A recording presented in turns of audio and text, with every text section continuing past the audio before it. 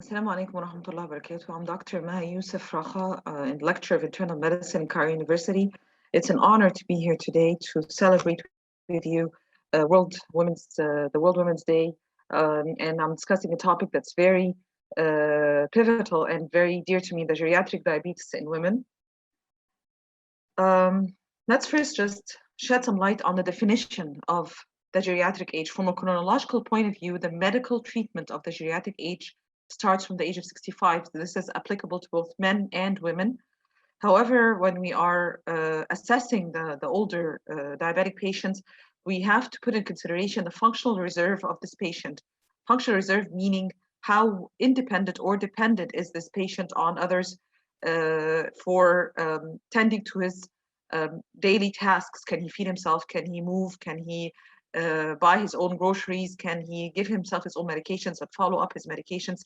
This is very briefly what we mean by the functional reserve of the patient must be put into consideration.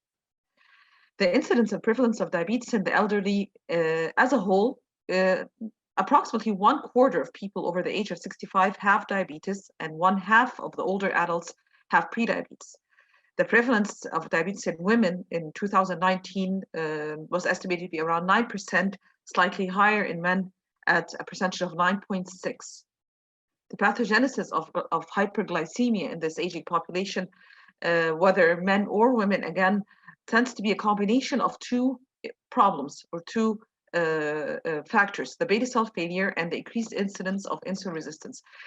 The aging population tend to have a higher incidence of insulin resistance to the lower physical activity, the decreased insulin action, the sarcopenia, and the increased incidence of visceral adiposity. The older patient with diabetes are at higher risk of many interactive complications than their younger counterparts. They have a higher risk of cancer mortality and vascular deaths. They have the issue of functional disability in some cases. We have a very high incidence of depression, what we call the geriatric syndromes, higher incidence of falls and fractures, and cognitive impairment. And this tends to be a two-way relationship. All of these factors affect their diabetes, and the control of their diabetes tends to, in turn, affect these factors. If we're talking about women specifically, of course, we're not going to go through all the symptoms of diabetes in the general population, type 2 diabetes, but let's just highlight what are the symptoms that are more characteristic in the women population. We have the higher incidence of polydipsia and polyuria as a presentation of the diabetes or uncontrolled of diabetes, the increased incidence of vaginal thrush and oral thrush, urinary infections, of course, in women, sudden loss or gain of body weight, the fluctuations in the body weight, the tendency to feel always tired and always weak. Many of these symptoms, let's go back to these symptoms. Many of these symptoms tend to be in the geriatric age, and in women particularly, tend to be more or less vague. And that's why 50% of diabetes in older adults, especially in women, go underdiagnosed. This is a very, very striking percentage of undiagnosed or underdiagnosed diabetes, which means that these women, by the time, in many cases, they receive the proper treatment and the proper follow-up.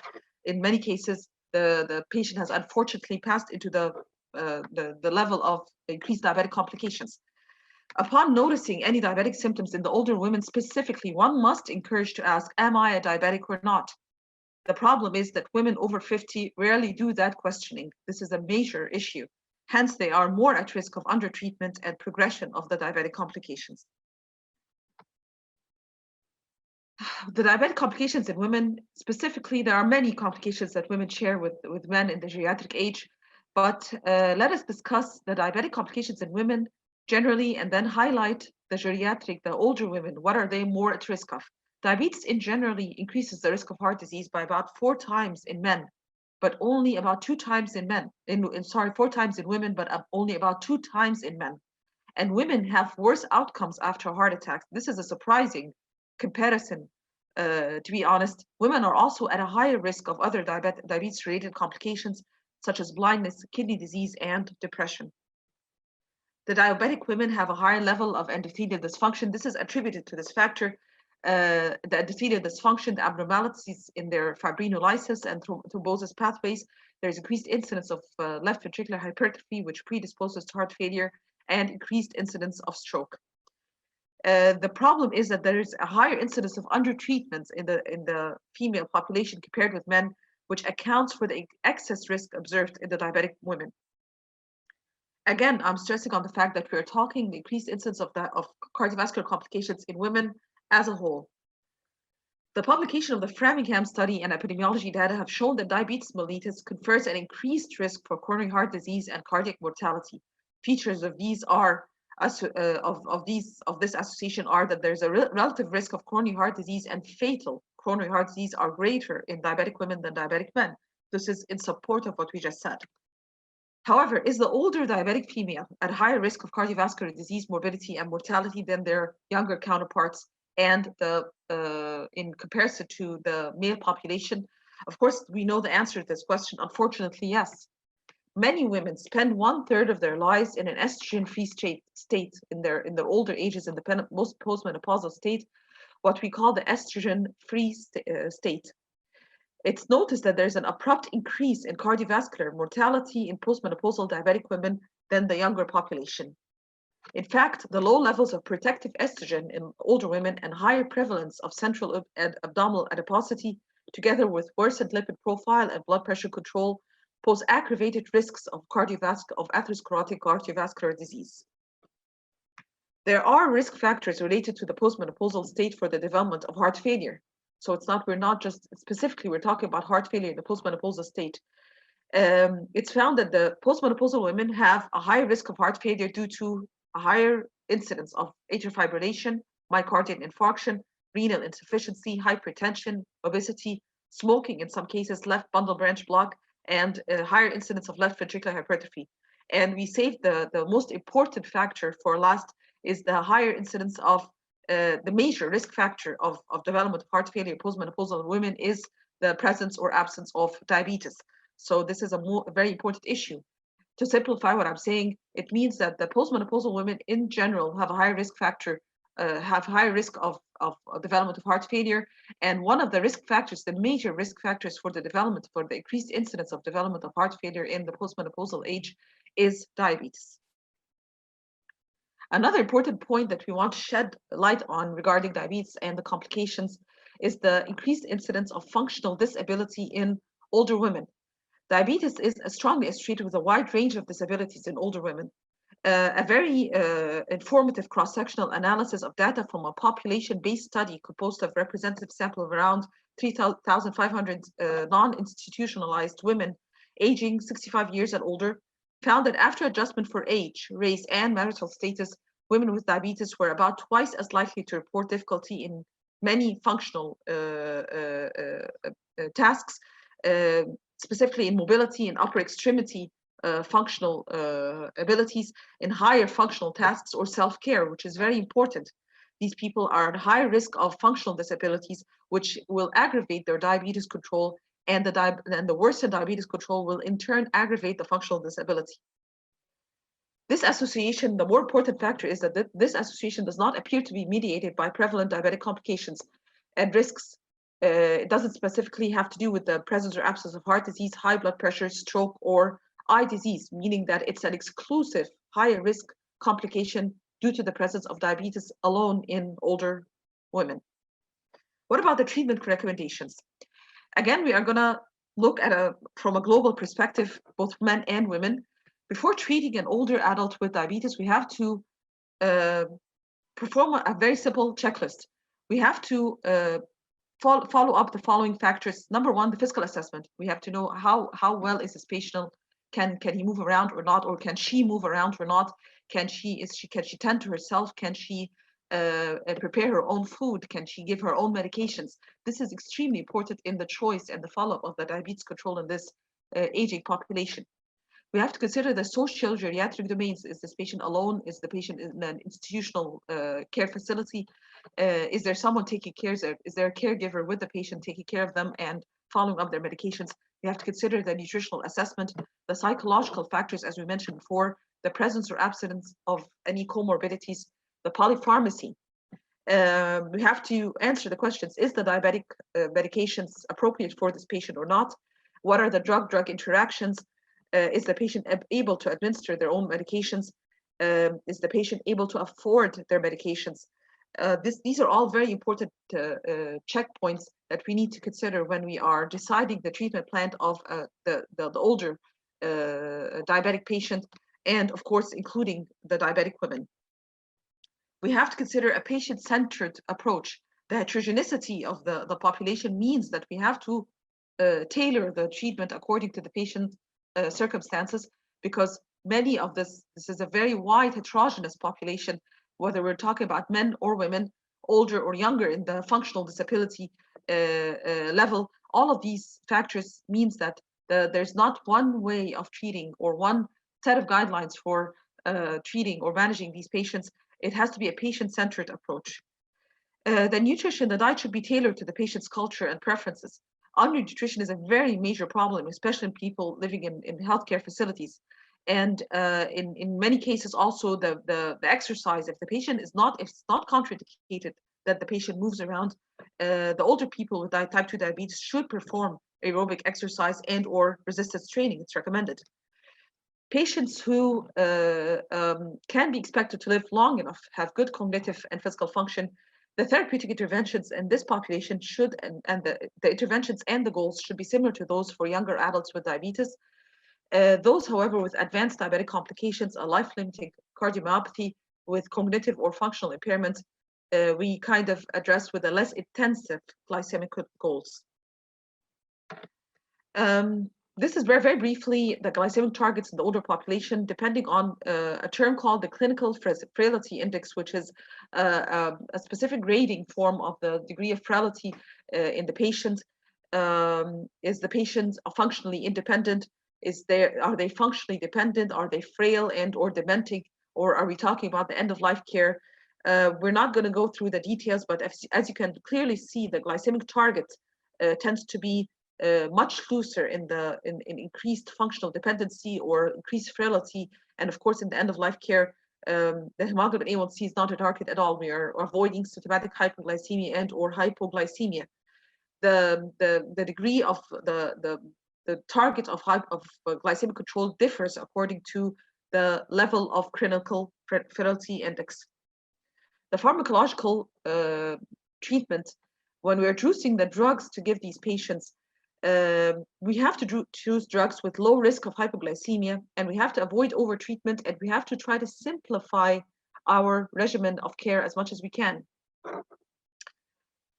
Okay, a very important point, whether in men or women, the increased incidence of hypoglycemia.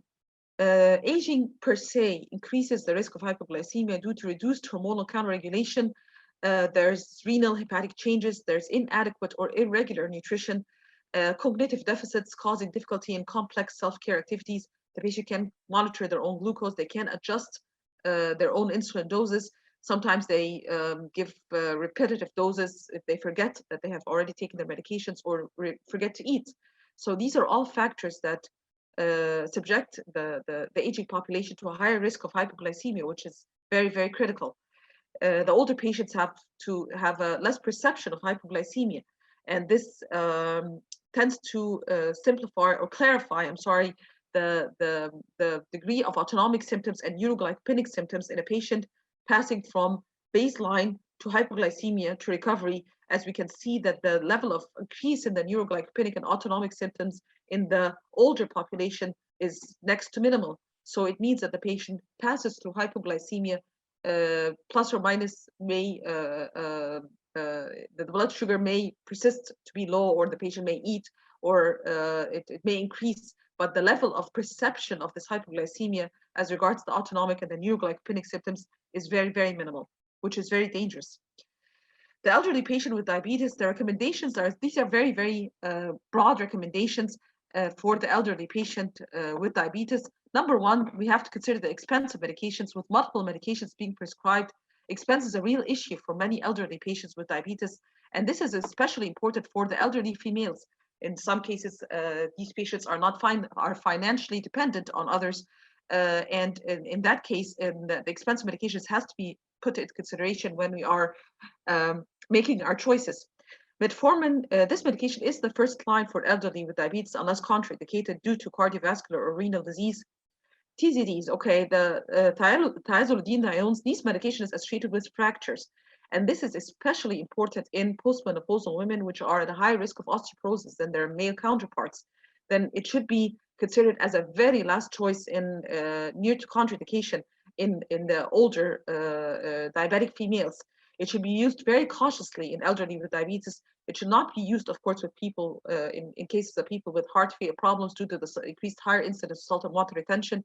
And like I said, again, very cautiously or avoided if possible in the elderly postmenopausal females due to the increased risk of osteoporosis in this population. And of course, this medication is already associated with increased risk of fractures. Sulfonylureas and insulin secretagogues in general, glyburide is more or less avoided in the elderly with diabetes. Other medications in these classes should be used with caution because of the higher incidence of hypoglycemia in this group. The GLP-1 receptor agonists and the DPP-4 inhibitors, they can be used, but they're somewhat costly, but otherwise there are no problems with using these in the elderly. The sodium glucose cotransporter 2 inhibitors, there are no specific studies up to date supporting or contraindicating the use of this class of medications. It tends to be left to the judgment of the treating physician, but there's no specific contraindication at all in the use of these group of medications. We're just stressing again on the TZDs or the thiazolidinediones such as pioglitazone and the rosiglitazone. They are associated with decreased incidence of fracture rates and bone loss in women. Thus, use in the older women with underlying bone disease such as osteoporosis can be potentially problematic, and hence they should be avoided in this population, like we said, if possible. The general recommendations is to screen the older population. We're just kind of summing up what we have already mentioned. We have to screen the elderly population for depression. We have to avoid the hypoglycemic episodes and target or tailor the glycemic control to be adjusted, and careful pharmaceutical management should be implemented to avoid hypoglycemia. The elderly with diabetes who are capable of activities or what, like we said before, are functionally independent, can receive glycemic targets and blood sugar goals similar to that of their younger counterparts. However, we relax the A1C and the blood sugar goals in the cases of higher functional dependency in the frail patients and in case of end-of-life care, of course. We have to avoid complications that lead to decreased functional capacity in the elderly if possible, and of course treat the cardiovascular risk factors such as high blood pressure, increased lipids and cholesterol, and treat with aspirin if not contraindicated. Thank you very much. I just want to sum up my lecture with a very, very dear saying regarding aging. Please always relay this message to your patients, to the elderly population, and to your elderly females, to please wear your years with pride like a badge of honor, for you have conquered, you have thrived, and you have survived. Thank you very much.